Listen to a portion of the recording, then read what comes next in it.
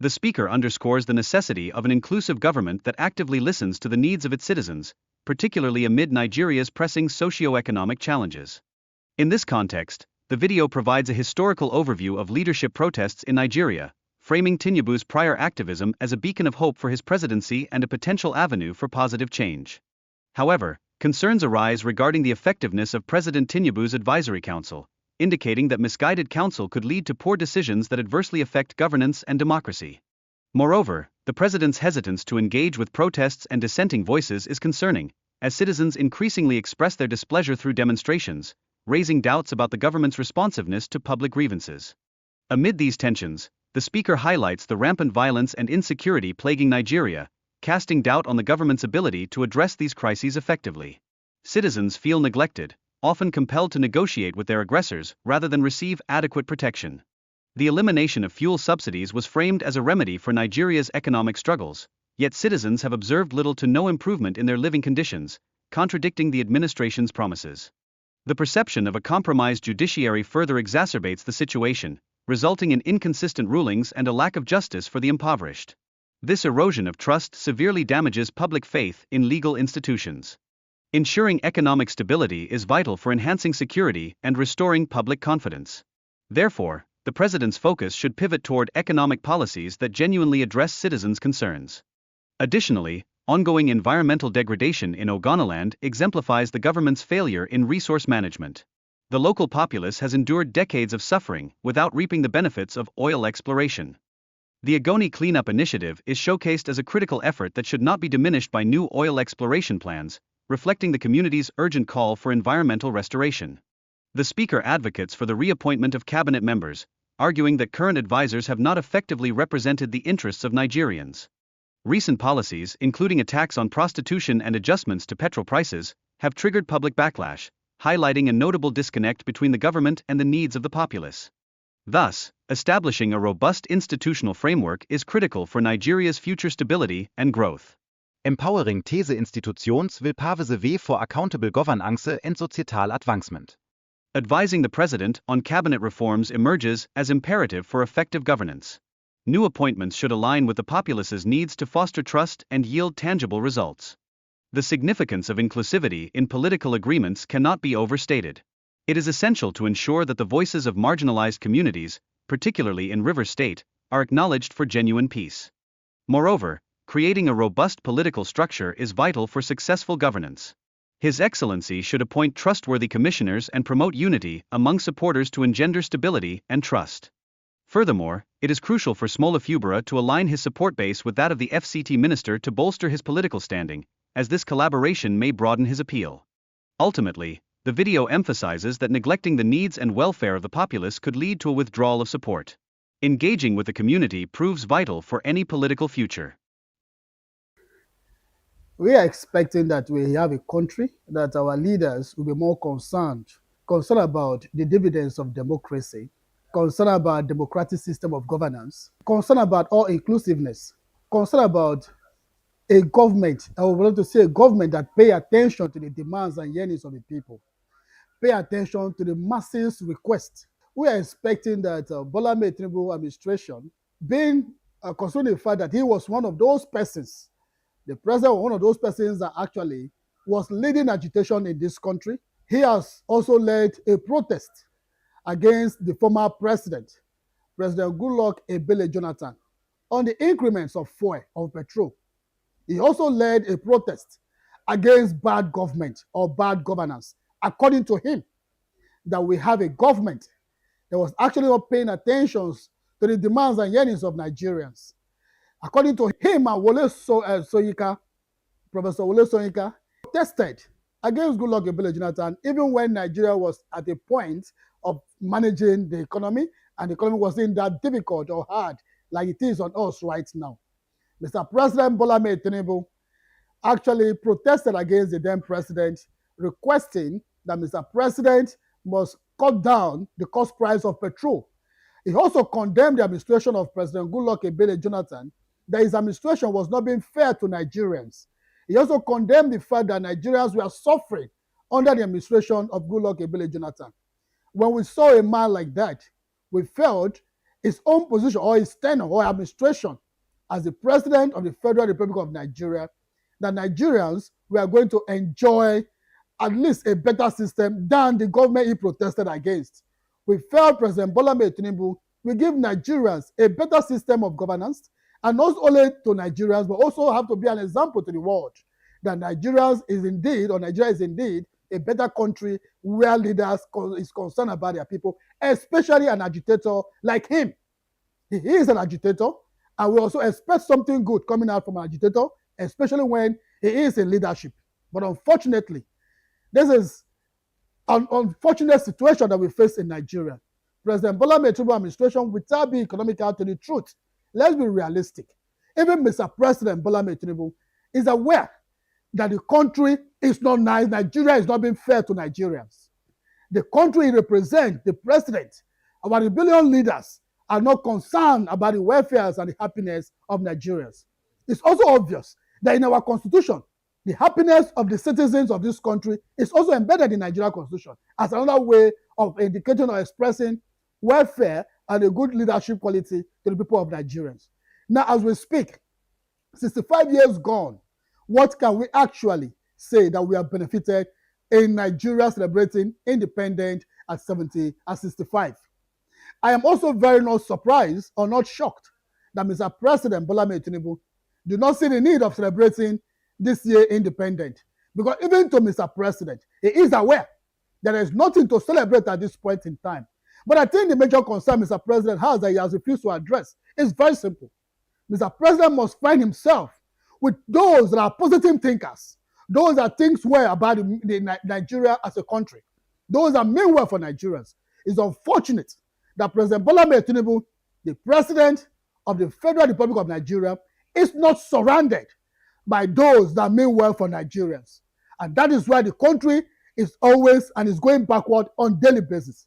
The country, instead of going forward, the country is going backward, because the cabinet members or those that have been appointed as his cabinet members are actually not those that are concerned about the welfare and the demands and yearnings of Nigeria. In the entire country, everybody is crying. Just look at what happened today. Today, Rivers State suffered democratic values for 6 months because of bad leadership, because of bad advisors, because of those his advisory council were not doing well to educate him of the menace or the negative implication of creating or setting up or declaring a state of emergency in Rivers State. His advisors were not going well in that aspect. As we speak, Rivers State suffered complete 6 months without government in a state or in a country where we said we are practicing democratic system, in a country where we are not having military regime, in a country where we are having a democratic system of government, and then another state, another government or an elected president will go forward or we went further to suspend and declare a state of emergency in Rivers State, all because he has bad advisors. I think Mr. President must also be grassrooted. I see Mr. President as someone that is a grassroots man. So if Mr. President wants to exhibit or express his person or passion of being a grassroots person, Mr. President ought to know what is going on in the 36 states, including the FCT.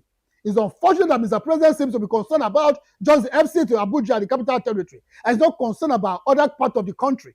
And that is why Nigerians are suffering. Upon all the calls, look at what is going on in the National Assembly. Look at what is going on in all sectors. The security aspect, Mr. President has refused to set up one agenda, to prioritize one agenda. Mr. President must know that Renew Hope is not an agenda. Renew Hope is not an agenda. So if Mr. President must talk about Renew Hope, we can only talk about Renew Hope when you are doing well in a country that was not doing well. As we speak, can Mr. President Bola Tinubu stand up as a president and tell Nigerians, tell the world, that his administration today is doing better than the administration he protested against? Mr. President, this is a question that Nigerians youth want to ask you. This is a question that Niger Delta youth want to ask you. This is a question that South Youth Initiative want to ask you. This is a question that the less privileged in Nigeria want to ask you. This is a question that the motherless, the orphans, and those with disabilities want to ask you, Mr. President. Can you, Mr. President, hit your chest and tell Nigerians that today, the administration you lead today as the president is actually doing well or doing better than the administration you protested against, than the administration you and others protested against. Today, Mr. President, you're not interested in protest. Today, Mr. President, you're not interested in agitation. Today, Mr. President is not interested in opposition. But Mr. President was saying as the leader of opposition in this country, and nothing happens. People did not die. People wasn't killed. People were living. People were happy. People were still going on with their normal life. Even when Mr. President was saying, as one of those persons that was opposition opponent or against the then administration. But today, the current president of the Federal Republic of Nigeria, President Tinubu, is not interested or not happy about opposition. Today, Mr. President don't want to see people agitating against his own government. And then we ask, if your government was doing better, would Nigerians be coming out on the street to protest or to agitate against your government? The answer is your conscience. I think Mr. President will answer this question in his own conscience. Today, Fulani herdsmen are taking over the entire country. As we speak, people are dying, millions, thousands of Nigerians are dying on a daily basis. Mr. President has refused to take action about those that are killing Nigerians. What are we being faced? What are we being asked to do? Instead, Mr. President and the government of Nigeria and the current administration of Mr. President in our various states are telling us, even our security architectures, security agencies are telling us to go and negotiate with our killers. It happened in Ogoni land. It happened in Benue. It happens in other parts of the world. It's going on in the north. And what are we being faced? What are we asking? What have been asked to do? What we have been asking to do is that we should go and negotiate with our killers. We should go and dialogue with our killers. What then is the fate of Nigerians in the hands of the current administration? Mr. President must realize that Nigerians are not happy. Mr. President must realize that indeed Nigerians will concentrate or will imitate what is going on in other parts of the world. As we speak, we are not happy. Nigerians are not happy. This is 65 years of independence. What can we be able to celebrate in this country? We are responsible. We are the owner of the crude. Yet, no working refineries in this country. We have crude that is coming from Nigeria. This is our product. This is what we produce. We are responsible for the crude. Yet, we are not responsible for the refining of this crude. So what are we saying? What is actually working? What can Mr. President boast about that in his own administration he was found doing well? What can Mr. President boast about? Mr. President cannot boast that his administration is making Nigerians to be happy. As we speak, what is the cost of petrol? For the history or in the history of Nigerians, we have not been able, we've not even during President Muhammadu Buhari's administration, we were not even buying fuel at a rate of 200. It wasn't up to that amount. But today, what are we saying? The same price, the same petrol that we are producing, we go out of this country, we export our crude, and then pay very huge amount of money, pay heavily to refine our crude and bring back to be sold out to Nigerians. But then, Mr. President, there was a decision you took upon your assumption in office when you took over. You made it clear to Nigerians that indeed you were going to remove fuel subsidy, and that once you remove fuel subsidy, Nigerians were going to face a better system of government, and that the fuel subsidy was responsible for the hardship we are facing in this country, and that the fuel subsidy removal is one of those things we are going to do that will make Nigeria a better place. Can Mr. President see to the success of his promise? Can Mr. President say that his promise so far that the fuel subsidy was the major setback that we have in this country has actually brought or bring about success in this country? Mr. President cannot be bold enough to tell Nigerians that the removal of fuel subsidy has made Nigeria a better place ever since he took that decision. Though, we also consider that Mr. President was in a hurry to have taken that decision because Mr. President did not put in place drastic measures that will be able to address the lingering challenge that will come up as a result of his decision. But today, what are we being faced? We are being faced with tremendous hardship. As we speak, Mr. President in his broadcast said Nigerians have been paid 25,000. Mr. President, if you can see this video, if you can see me, Mr. President, I want to tell you that no Nigerians are receiving 25,000. Nobody has been paid. I am not being paid. No Nigerians have been paid. In the Niger Delta, how many persons have been paid? In the southeast, how many persons have been paid? In the west, how many persons have been paid? In the entire southern region, How many persons have been paid? In the entire country, how many persons have been paid 25,000? Mr. President, you must go through that your particular broadcast and look again and ask yourself, all that you said to Nigerians, is it true? The 25,000 you talked about that Nigerians are receiving on a monthly basis. Mr. President, I want to tell you that myself and my family and every Niger Delta that we know right now, they should come out and tell Mr. President or tell the world that this is the family that have received the 25,000 Mr. President talked about. Today, we are hearing of so many challenges that is going on. What is going on in this country? Nothing is working. Mr. President, please, we want Mr. President to know that, like I said earlier, Renew Hope is not agenda or is not an agenda that Mr. President should prioritize. Renew Hope comes when people on their own will speak about Renew Hope, that indeed their hope has been renewed based on the administration or based on the positive system of government that we are experiencing.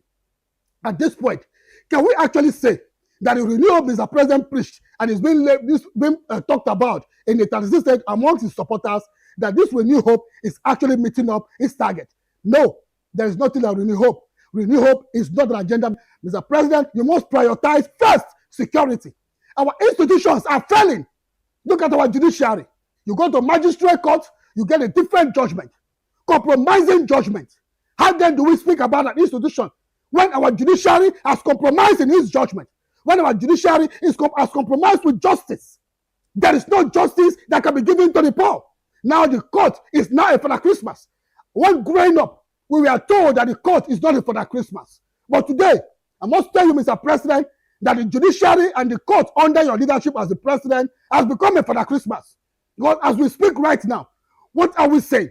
The magistrate courts in Nigeria, the customary courts in Nigeria, the High Court and our Supreme Court are then meeting up the expectations of Nigerians. That is the question, Mr. President. Are they meeting up the expectations of Nigerians? The answer is no. Can Nigerians still have hope in the judiciary? How then do we talk about security when these are also major setbacks to security? Then how do we say, what do we say about security? Mr. President must realize that the judiciary has gone, the hope of Nigeria, the common masses in Nigeria judiciary has been killed. So what do we say? Mr. President must realize that in his own administration, which of the institutions that has been seen to be working?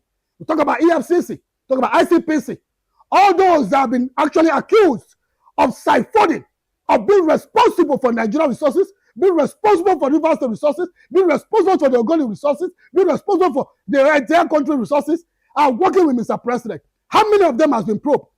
How many of them have actually been listed that these are the people or these are the persons that have actually abused the Nigerian currency or the Nigerian resources or the state or their state resources? How many persons have been probed? What happened to EFCC? Do we still have EFCC? Because we were told that EFCC was an agency responsible to go against those that are actually embezzling government resources of the people's, the taxpayers' money. Now, what then do we have to say about EFCC? EFCC has failed because EFCC has refused to meet up or live up to expectation. So EFCC has failed. Then when you talk about Nigerian security, the Nigerian security system or security agency must rise up to the challenge. These all challenges bounce back to the Nigerian security system because we are having all of this insecurity in this country because Mr. President has not prioritized the economic situation of this country. Mr. President must understand that our economic factor is the most important factor that will almost to stabilize every other sector. The economic situation, our economic policy is one of those policies that Mr. President would have set up as his agenda. This should have been number one agenda of Mr. President's list. But unfortunately, Mr. President, you are not paying attention to the people you represent. Mr. President, you are not actually giving the kind of administration that Nigerians expect of you. We hope that what is going on in other sister states, in other sisters' country, we hope that what is going on in other countries will not be replicated in Nigeria. But with what we see that coming to Nigeria, we see revolution now in Nigeria. I will call on Nigerian youth to come out and tell this current administration at the state level, local government level, and at the federal government level that indeed the government of Nigeria currently has failed the poor masses. We belong to the poor masses. Can we be able to afford 3 square meals? Mr. President, this country is no longer fair for us. Mr. President, Nigerians are not happy. Nigerians are aggrieved. and we are going to express our grievances come 2027. We need Nigerians to understand that the best way to express our grievances is 2027. Mr. President, I want to call your attention again to the recent situation or the recent crisis you want to create in the Ogoni land. You talked about oil exploration. The president wants to begin oil resumption in Ogoni land. What measure has Mr. President put in place to address the challenge of the people of Ogoni? As we speak, for complete 50 years that Shell operated in Ogoni land, the people have nothing to show for it. The people suffered untold hardship. Nothing was there to show to the people as what the people benefited from the federal government of Nigeria then when Shell was operating in Ogoni. To that effect, the people rise against Shell and said they don't need Shell to operate in Ogoni land. As we speak, the people of Ogoni came together and agreed that Shell should leave Ogoni. And that was how Shell left Ogoni. And that was why oil exploration stopped in Ogoni. And then we talked about the effect or the negative effect of that oil exploration in Ogoni land, which brought about environmental degradation and the level of pollution we have in Ogoni land. That the Ogoni people came out and requested for Ogoni cleanup. We now have a 30 years cleanup, thanks to the former president of Nigeria, Goodluck Ebele Jonathan, that ignited it or that started it, even though he failed to implement it. Yes, he started it, but he did not implement it after beginning the process. Thanks to President Muhammadu Buhari for the implementation of the Ogoni UNEP report. Thanks to President Muhammadu Buhari in blessed memory for implementing the Ogoni people's demand, which was the Ogoni cleanup exercise. Today, the Ogoni cleanup exercise is ongoing. According to the implementation, the cleanup exercise was supposed to last for 30 years. How do you want to begin oil resumption when the cleanup exercise is still ongoing? You still want to repollute the land that we are actually trying to clean. What is the agenda? Because Mr. President felt that he does not want to pay attention to the people's demand. Mr. President must give attention to the demands of the people. Now, Mr. President wants to resume oil exploration in Ogoni land. I want to tell Mr. President that the Ogonis are not ready for oil resumption. I want to tell Mr. President that the oil in Ogoni is referred to as blood oil. More than 2,000 persons were killed because of this oil resumption. More than 2,000 persons were killed in Ogoni because of oil exploration in Ogoni land, and yet nothing to show for it. Just establishing or signing the establishment of the University of Environment in Ogoni land is not enough to begin oil resumption in Ogoni land. So, Mr. President, if you are being deceived by those that are rallying around you, those coming around you, please, Mr. President, come to the grassroots and ask the people a question. I think it's time Mr. President should pay a visit, senatorial visit, to all the senatorial districts in Nigeria. At least let Mr. President be able to get a first-class information, since Mr. President is not privileged to be advised by good Nigerians or by his cabinet members. If Mr. President can stay out from the villa and then come to each of the senatorial districts, if Mr. President can visit each of the senatorial districts in the 36 states of this country and then go to the people and actually ask for the people's demands. Know what the people want. Mr. President, you are not giving to the people what the people want. Mr. President, you are not listening to the yearnings of the poor masses of Nigeria. Mr. President, you are not paying attention to positive system of governance. And that, in return, may affect you come 2027. So if Mr. President wants to do well, I think at this point, we demand that Mr. President should actually reappoint his cabinet members. We demand the reappointment of Mr. President's cabinet members, knowing very well that these current cabinet members have failed Mr. President. Mr. President, whether you take it or you leave it, I want to inform you that your current cabinet members and your current political appointees has failed in your administration for not being able to give you the necessary advice that can make Nigerians to support you. If Mr. President has good advisory councils, I'm sure Mr. President would have been advised or would have been informed that Nigerians are not happy about his administration, especially as it concerns the hardship that Nigerians are facing. Mr. President, the bills you are signing, recently we saw it on the news that Mr. President have signed 500 naira for 10,000 naira fuel that begins by January. Mr. President, this is not what Nigeria wants. This is creating more hardship on Nigerians. And we are not okay, we are not comfortable with that policy or with that particular bill that you signed, Mr. President. Just recently, again, we saw on the news that Mr. President have signed tax for prostitution. We want to ask you, Mr. President, are you now legalizing prostitution in this country? Something that Nigerians should be able to abolish. Nigerians should abolish prostitution amongst us. If Mr. President could go as far as signing a tax for prostitution, for prostitutes, then what are we saying? Such a bill does not mean we're in this country. Such a bill will not be able to clean the system. Rather, it will increase the high level of corruption that is being indebted or that is actually currently living with Nigerians. Mr. President, I want to tell you that what you are doing and your administration is not favorable to Nigerians and may call for a serious revolution against you. I'm also call for a challenge in your success come 2027. If you do not succeed come 2027, know very well that you actually do not pay attention to the demands and the yearnings at the core of Nigerians. We are now making a call that, Mr. President, go back and revisit the pump price of petrol. We want the pump price of petrol to go back the way it were when you protested. We want the pump price of petrol to return back to the amount of the pump price that it were as at the time you protested against the president, the then president, President Goodluck Ebele Jonathan. You protested against him because of pump price. Mr. President, can you bring back the current pump price of Nigeria to the same pump price you protested against? Mr. President, that's one of our call. Mr. President, also one of our call is that you must prioritize security and reduce the excessive hardship that we are facing. Prioritize security and reduce the killings that is going on in Nigeria, in all parts of this country. Mr. President, are you not aware? Or it's because none of your loved ones have been killed in the current crisis? Mr. President, you must be aware that Nigerians are being killed on a daily basis, and yet you are Mr. President. How do you feel? Go to the other part of the world to represent Nigerians and say Nigeria is corruption-free, when you know very well that indeed what you said there is not what is going on in this country. How then do you feel about that, Mr. President?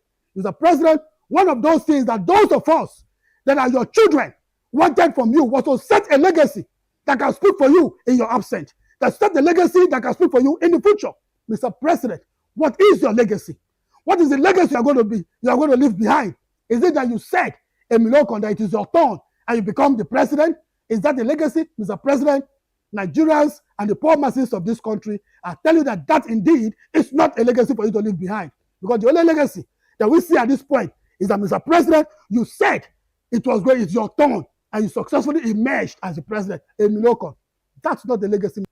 Mr. President, one of the legacies you are going to leave behind for Nigerians is to prioritize the happiness of Nigerians, is to prioritize the welfare of Nigerians, is to prioritize the success of Nigerians, is to create Nigeria as a country where other investors and entrepreneurs, where the youth of this country will be able to do well without politics, create a conducive atmosphere for Nigeria's youth to strive without being involved in politics, create a conducive atmosphere that Nigeria's youth, the motherless, the orphans, the disabled, and the all poor Nigerians can be able to live and then have a better system of government. Create a Nigeria, Mr. President, where our institution will be stronger than individual. As we speak, our individuals are stronger than our institution.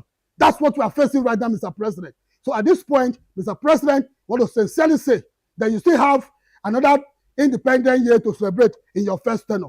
Mr. President, ensure and make sure that the next celebration of the Nigeria being 66, Nigeria at 66 will be better than Nigeria at 65.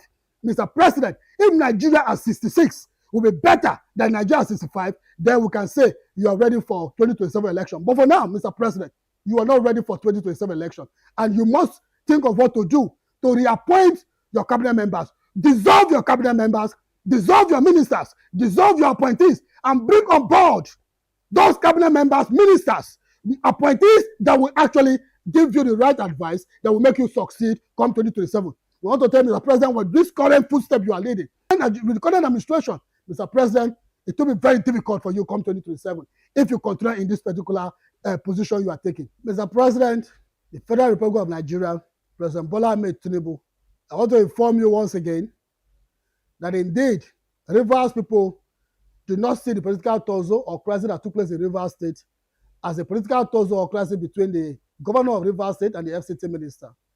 We want you to know, Mr. President, that a good number of Rivers people considered the political tussle that took place in Rivers State and the political hardship we face in this country, in Rivers State especially, that it was a struggle or a political tussle between the Rivers people and Mr. President. Mr. President, the peace that you actually mediated about or talked about in Rivers State, as we speak, we want to question the genuineness of that peaceful or that peace reconciliation. Mr. President, we are not happy in Rivers State because, one, The peace that we talked about, that we are supposed to express in Rivers State, we actually not seen a genuine peace. An agreement will not be between the FCT minister and the governor without the Rivers people involved. Rivers people must be involved. The concern of Rivers people, the concern of Rivers indigent, the concern of Rivers State must be number one priority in any agreement that will be signed. Why are we? Where is the agreement or the understanding of happiness? Where is the welfare of Rivers citizens in the agreement that has been signed between the FCT minister and the suspended governor? Yes, the correction, the lifting of state of emergency is something that we expected that Mr. President would have done even on the day of democracy celebration. We expected Mr. President to have lifted the suspension or to actually call off the declaration of state of emergency in Rivers State come between the period of June 12th. Mr. President, you didn't do that. Mr. President, as we speak, yes, you might have think that you have corrected a mistake or you have lifted democracy or you have actually reinstated the suspended governor of Rivers State. But then, what is the success? What is the way forward, Mr. President? I want to inform you that as we speak, Nigerians or Rivers people are not happy because the genuineness of the peace that we are talking about is not what we are experiencing. Mr. President, please advise your cabinet member, the FCT minister, Barrister Nyesom Onwike, the former governor of Rivers State, to please allow the governor, the reinstated governor, to perform his constitutional responsibilities. I want to inform the FCT minister, Mr. President, that when the FCT minister was the governor of Rivers State, nobody, no citizens of Rivers State gave him condition or agreement to sign.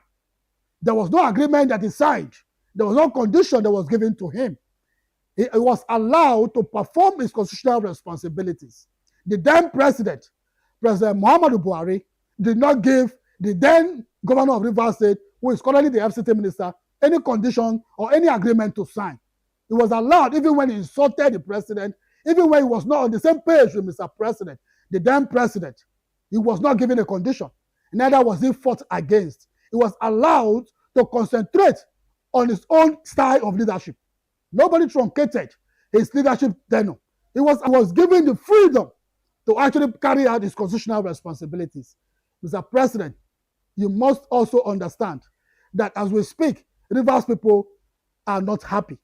Please advise the FCT minister, Barrister Nyesom Onwike, to allow the reinstated governor to perform his constitutional responsibilities.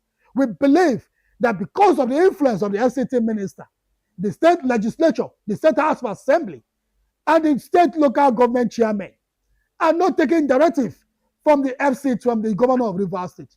We want a state where Mr. President will ensure that there is total peace in the state. The state House of Assembly, the local government chairman, and the supposed commissioners should be taking directive from the state governor, the same way it is in other states. But as we speak, that's not what we're experiencing in Rivers State. And we question the genuineness of the peace that have been signed, which Mr. President supervised.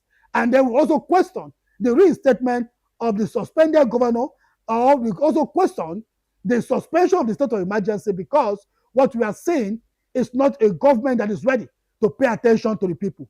We want a situation or a government that the state governor will have attention and will concentrate on governance the way he started. I also want to advise His Excellency Small Fubara to please understand that if he cannot deliver come 2027, then it will be because he lacked the political structure or the political will to deliver come 2027. His Excellency Small Fubara must understand that as we speak, in as much as we believe that he was actually supported by the then governor of Rivers State, currently the FCT minister, it should also remember that the then governor of Rivers State did not support him with his own personal money. He supported him with Rivers State resources.